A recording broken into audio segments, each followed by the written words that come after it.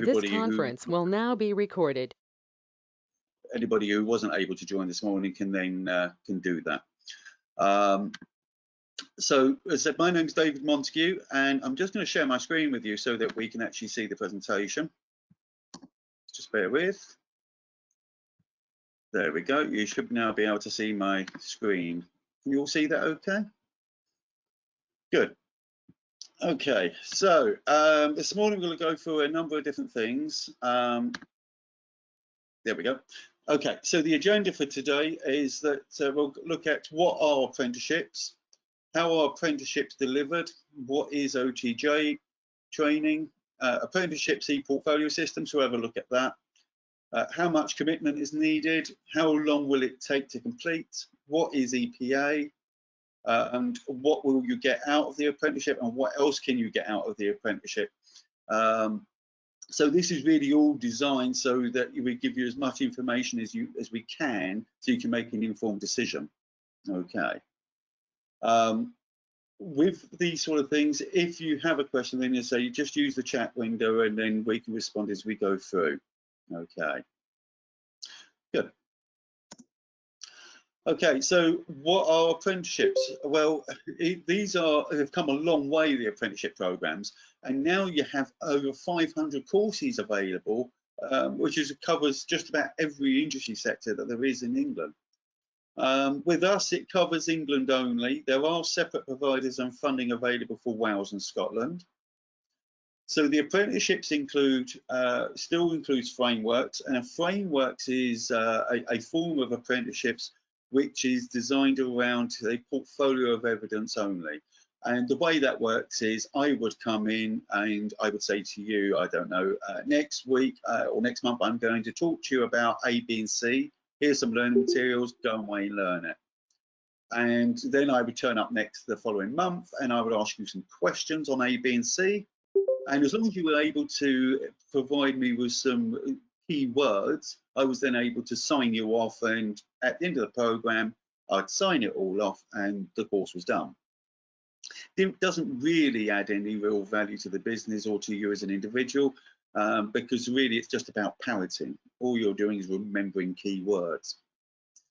And then we moved into standards, and this is where we are today. And standards is very much different, and it's very much around us teaching you rather than just assessing you.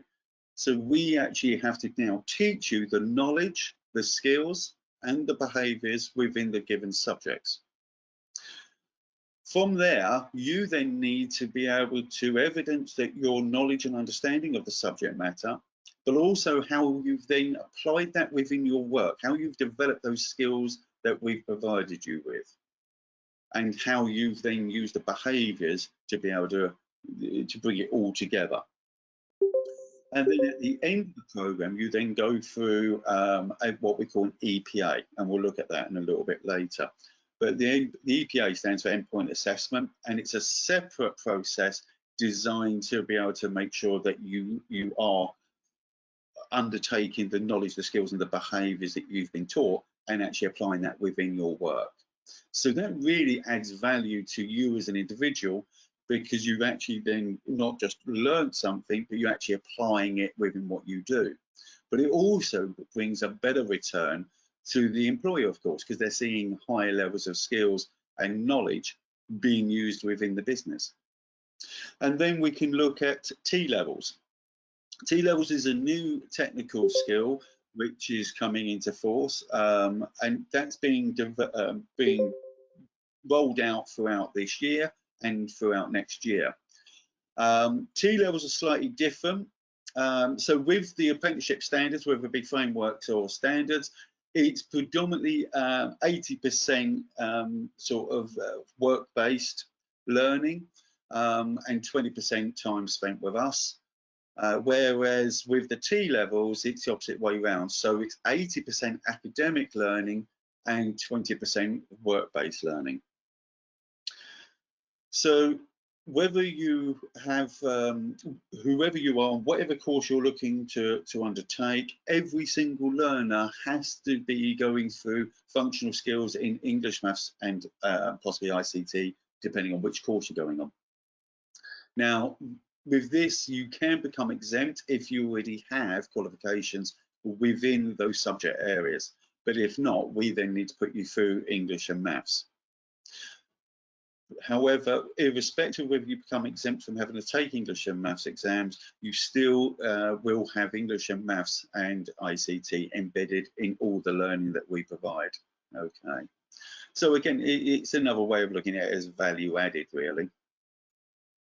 So how are the apprenticeships delivered?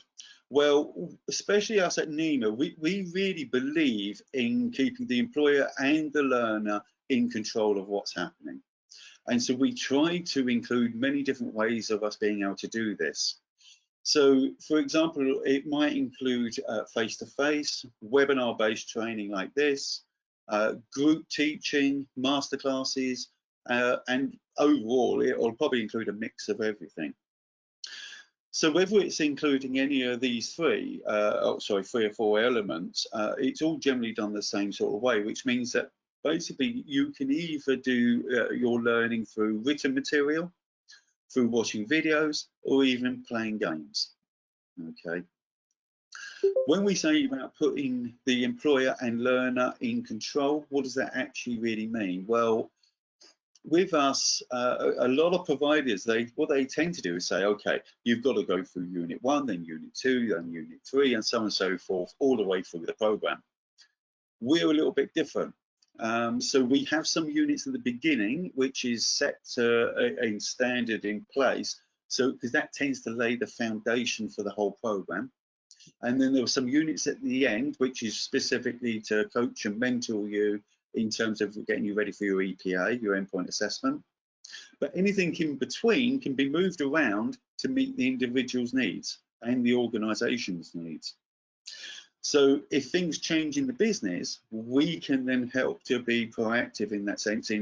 For example, if you're going to be looking at taking on a large contract for a client, we can then help by moving up that element of training up to a higher level for you, so you get it done quicker. So therefore you gain that knowledge and skills at an earlier point. Okay.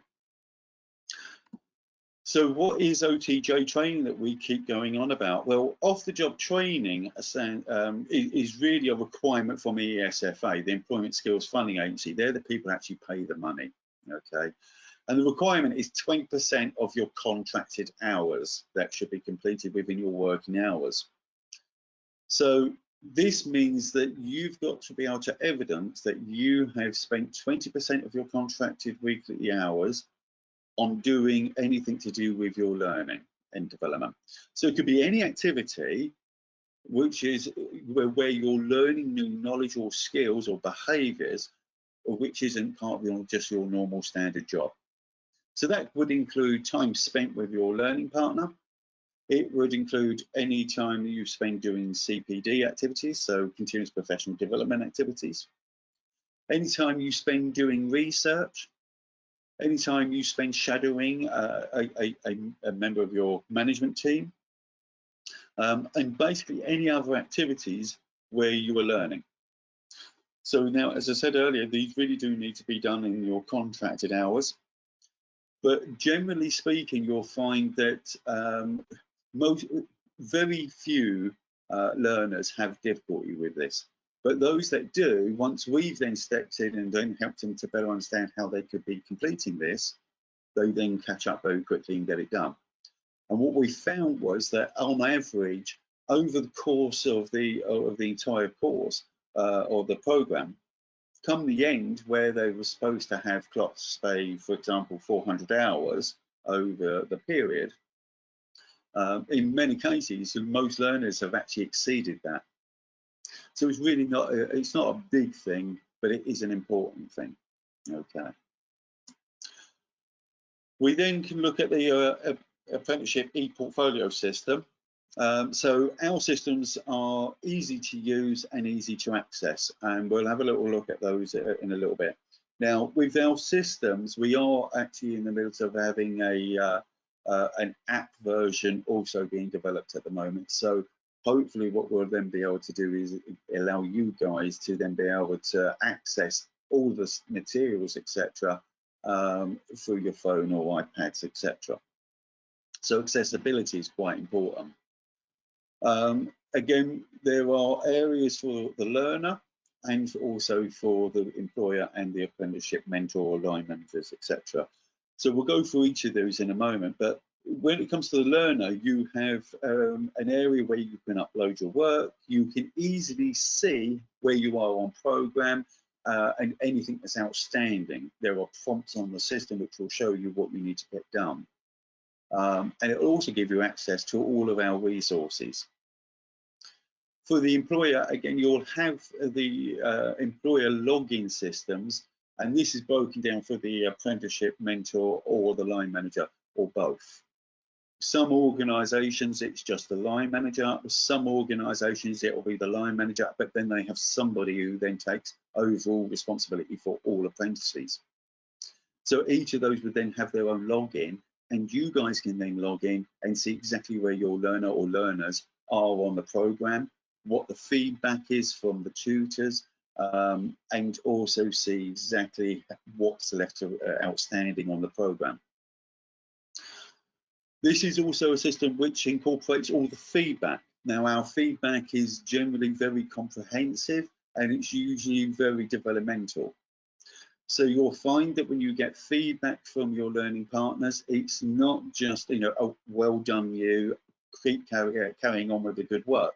It's usually broken down into what you've done particularly well, the areas of which could do with some more development, and then ending up with something that's also really positive and motivating for you.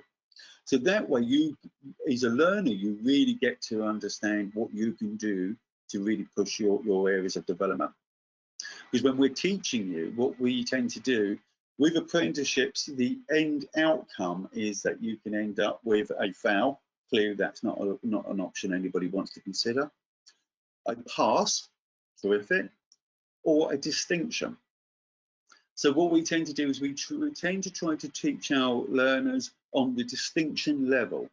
And the reason for that is A, it's helping to push your own development, and B, when it comes to the endpoint assessment process, you're more likely then to guarantee yourselves a pass because you've been operating at the higher level. And it's also a messaging system. So any contact you want or any additional help or support you need from your learning partner, you can gain through our systems. Our learning partners, and me included, we don't have a Monday to Friday 9 to 5 mentality. We are there to support you throughout the programme. And trust me, there is no such thing as a silly question.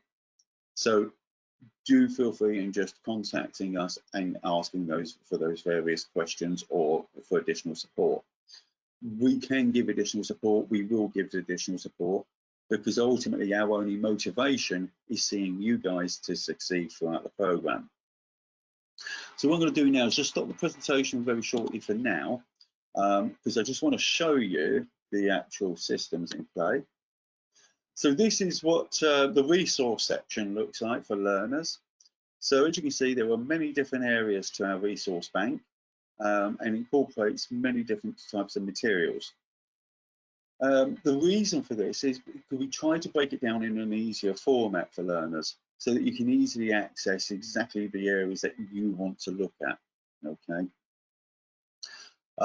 When we're looking at the overall login, it's a little bit different for myself, as you can see, because I have an overview of everybody. But this is a similar type of login that a learner, an employer or line manager would see. They see an overview of all the learners. And this is what it looks like in terms for a learner. So again, really quite nicely laid out and quite simple. You have your various blue boxes with different areas, which I'll go through in a moment. The most crucial area is up here with your different little icons. This is going to allow you to add your evidence and to make contact with us. And this particular button will show you exactly what assessment plans and agreement plans have been put in place. So all your smart targets have been set. So here at the top here, we have your overall area which you'll be looking at. So for example, the qualifications and any standards, your functional skills if that's applicable, and your off-the-job training. Then underneath, it then gives you your knowledge tasks. It tells you what resources are available for you.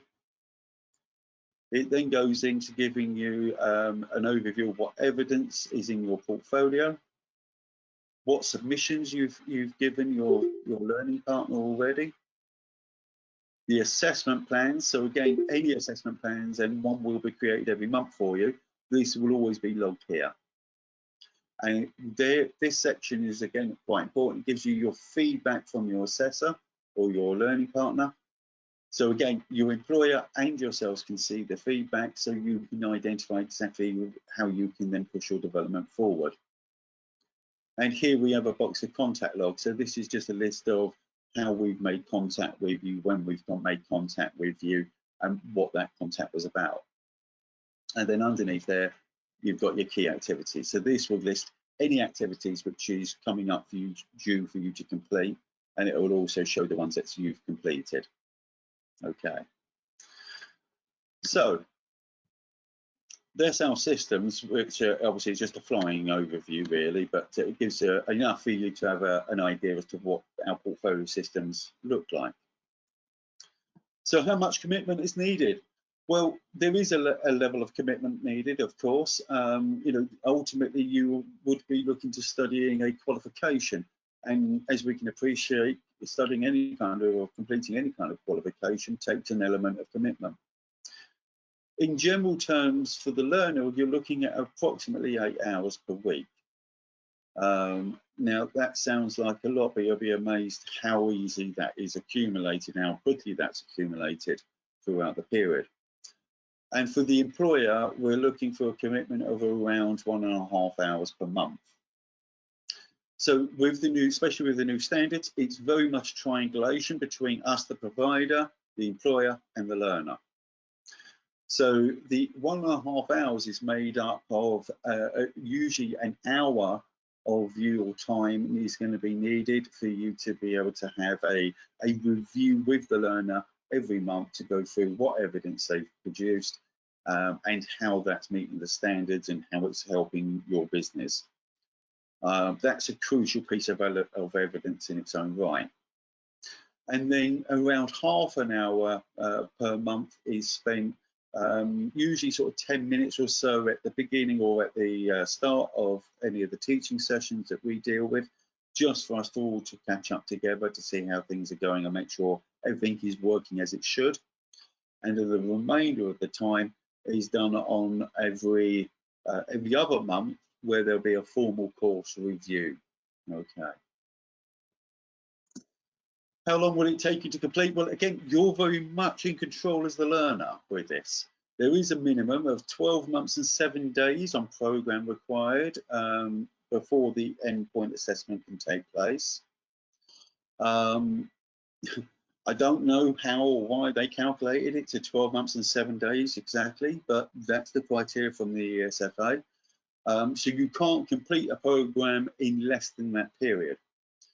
However, although there may be a completion period figure provided as an average by the government for each course, so for example, the recruitment level 3, on average, the government is showing is 18 months. That doesn't mean to say it has to take you 18 months. You could get it done in 12 months and 7 days. You're in total control of that. We will support your decision on whichever way you want to work with this. And if you want to do it over a longer period, that's equally absolutely fine. So what is endpoint assessment? Well, this is a separate process designed to increase and ensure quality of knowledge, skills and behaviours.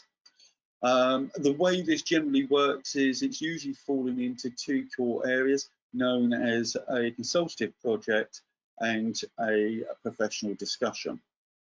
The EPA will be completed by an EPAO, an Endpoint Assessment Organisation.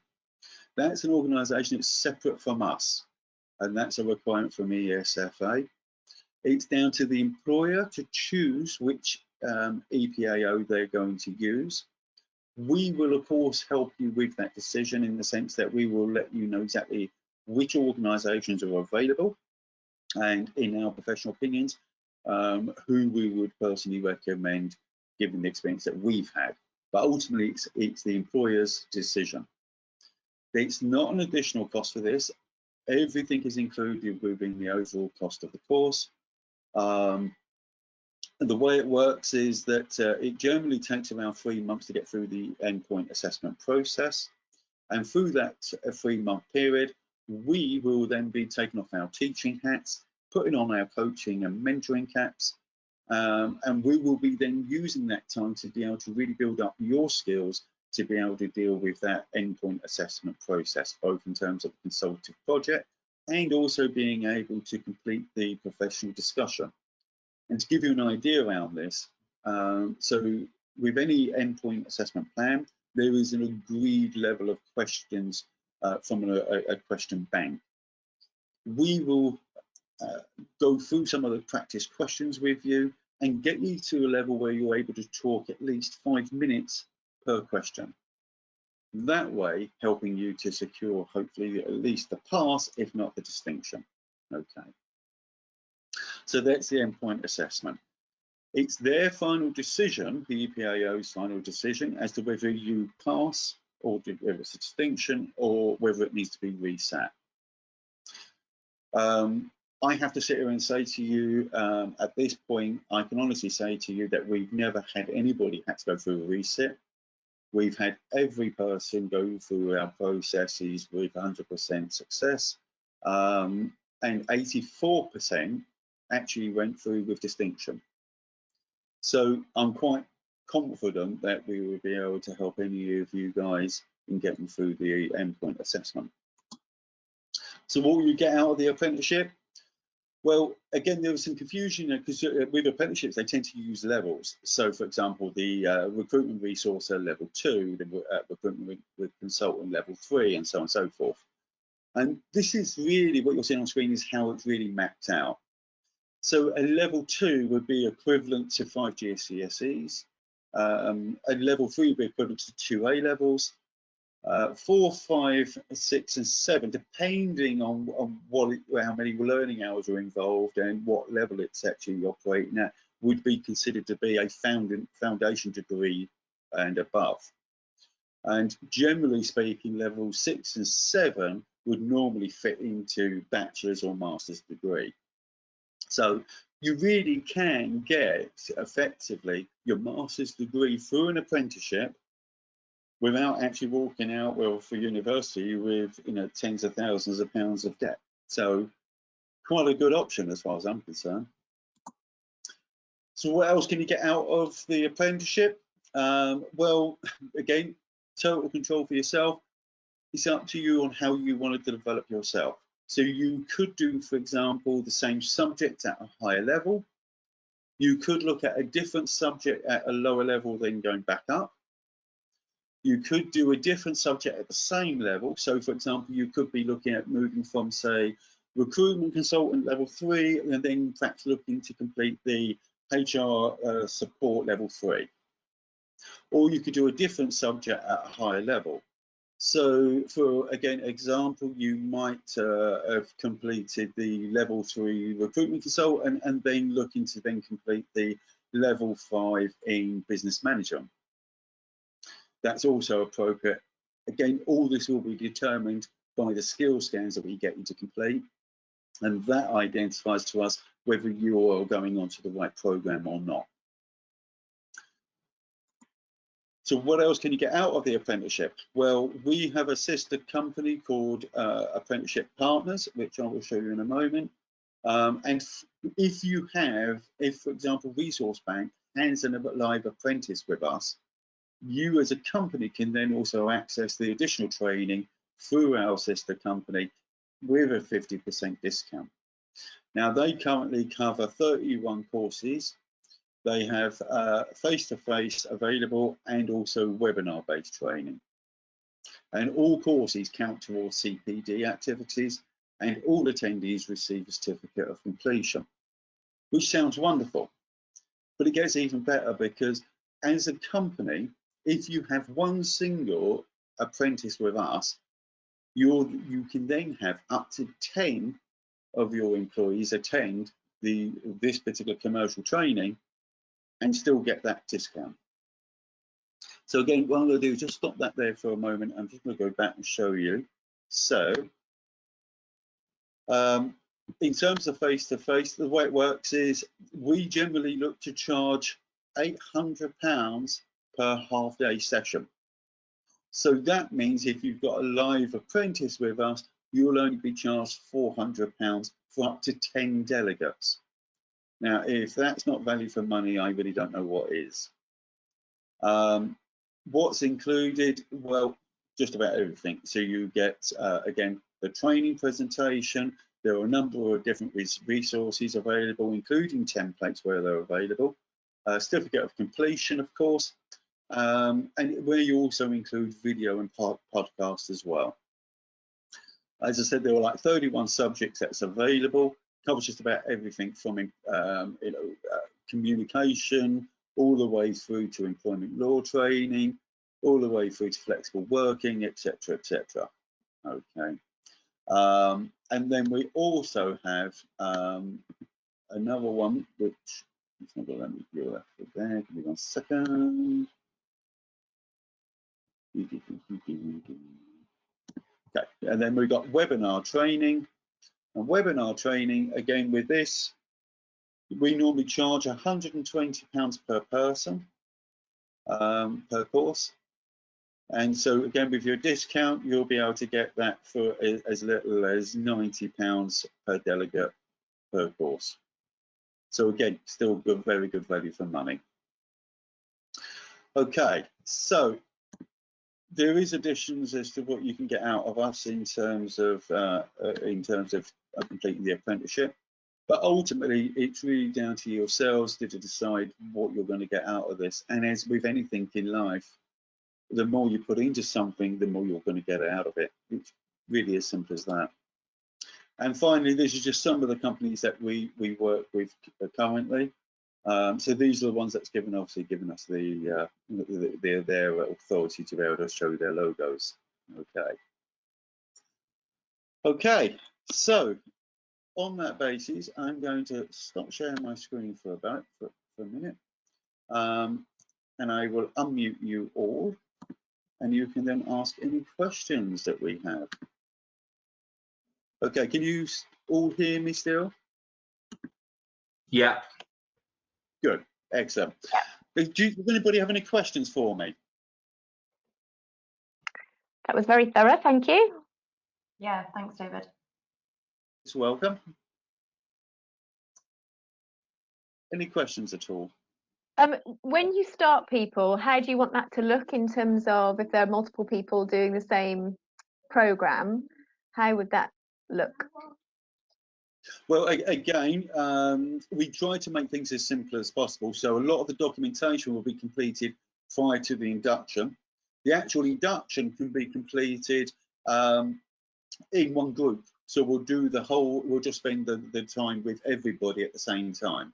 Because we get all the documentation back beforehand, if there's anything that needs to be dealt with separately, we can deal with that. So, for example, one of the common questions we have, or one of the common things that comes up, is if somebody has a learning need. Now, that doesn't prevent anybody from participating on these programs. So whether you have dyslexia, dyspraxia, autism, etc., doesn't matter. Does not stop you from getting on these programs. But of course, that individual will need some additional support, which we can provide. So what we would look to do is deal with that part of that before the actual group induction is completed. Okay.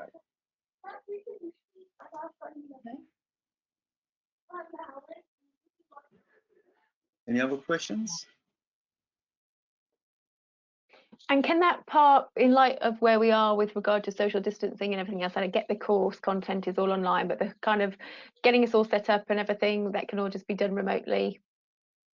Yes, at the moment it's all being dealt with remotely for that exact reason. And I can honestly sit here and say that with all our learners, it hasn't stopped any of them continuing on with their apprenticeship. And in fact, they've actually found it easier because they're working from home. Yeah. But obviously, again, when things get back to normal, He says.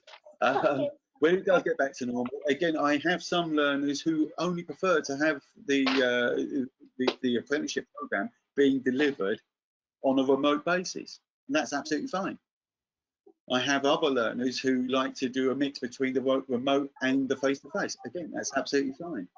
It can be quite I have flexible other learners how we who decide like to to do. learn. Sorry. I interrupted you. I said so it can be quite flexible to how we all want to learn. Okay. Absolutely. And again, you know, we have other learners, for example, that prefer to do it in a group setting. Absolutely fine. We can deal with that as well. So again, you know, it's designed in a way in which we can be as flexible to meet the needs of the employer and the learners as much as we possibly can. Okay. Any So other questions that I've had come up would be if someone wants to take a break or they need to take a break, can they do that? So could you just talk us through how that would work? Yeah, so this is what we call BIL, breaking learning. There are specific rules around what is classified as being for a break in learning. And as long as they've hit that criteria, it can't be just because we're all busy at work. Okay, the ESFA won't accept that at all. But if there was a legitimate reason, i.e. there was a personal situation at home which, you know, is going to impede, if it's a situation where, for example, somebody's going on maternity leave, etc., again, with all this, yet we can absolutely put them on a break in learning. And the way that works is then the funding which we're receiving for that learner will stop until they come back on program. So if they took a 4-month break, then the 4 months will be added on to the end of their original end date. Okay. No. Sorry, I think I may have missed, I had to dip out and I may have missed a bit, but could you just clarify a bit about the subject of the apprenticeship? So, you know, does it have to be related to what we're doing work-wise, or can someone choose something completely different? Well, the problem is with this is that you need to be able to evidence how you're applying it within your work. Yeah. So if, for example, you were looking to do, say, I don't know, HR, but there is not an element of your normal working duties which was related to HR, then that would be very difficult for you to be able to complete the program. Yeah. If, on the other hand, we find that they generally are quite relatable. So, for example, if you're looking, you're working within a recruitment business, and you're looking to develop yourself into management, then either the level 3 team leader or the level 5 operational departmental managers courses would still be appropriate. Okay. Yeah. Does that help? Yeah, no, definitely. Yeah. I was Good. just wondering really how much of your role had to be sort of relevant, I guess. So, for example, again, if we wanted someone who was a recruiter who wanted to do something like marketing, but they had elements of that within their role, would it be an option? But it was only small elements. Do you know what I mean? So it's just trying to understand really how much. Yeah. I think, again, this will come down to the discussion between yourself and your employer as to how they can help you to facilitate that. And generally the way it works is a good provider should be able to sit there and say to you and your employer, you know, if this month, this is what we need this learner to be able to evidence. And this is how we think that could be easily evidenced. This is the activities they could be doing to evidence it. And then it's really down to you and your employer to sit down and see how that would work within the business. So really, it's a discussion between you and your employer as to whether that's going to work or not. Yeah. Okay. Lovely. Thank you. You're welcome. Any other questions? Nothing from me. So if we think of any, we've got everyone's got your email address now, haven't we? So they can always fire something over to you. Is that okay, David? Absolutely, of course. And like I said, I have been recording this session, so again, a little later today, I'll get that put up onto our YouTube channel, and then I will email you the link out. Okay. Cool. So I'll Wonderful. speak to everyone individually after this, but I suppose next steps, I've got all the paperwork, haven't I, David, to be able to get going. So won't take too long to do. Only a few pages. Indeed. So once we've got all that paperwork back to you, we'll then arrange another session like this for those that are enrolling, maybe. And kind of talk about next steps and a plan for the next 3 months. Yeah, absolutely. Absolutely right. Okay. Yeah. Well, Wonderful. thanks so much. Thank you really very helpful. much. Thank you. Thank you very much for your time. Much appreciated. Take care. Thank you. Bye. Bye. Thank you.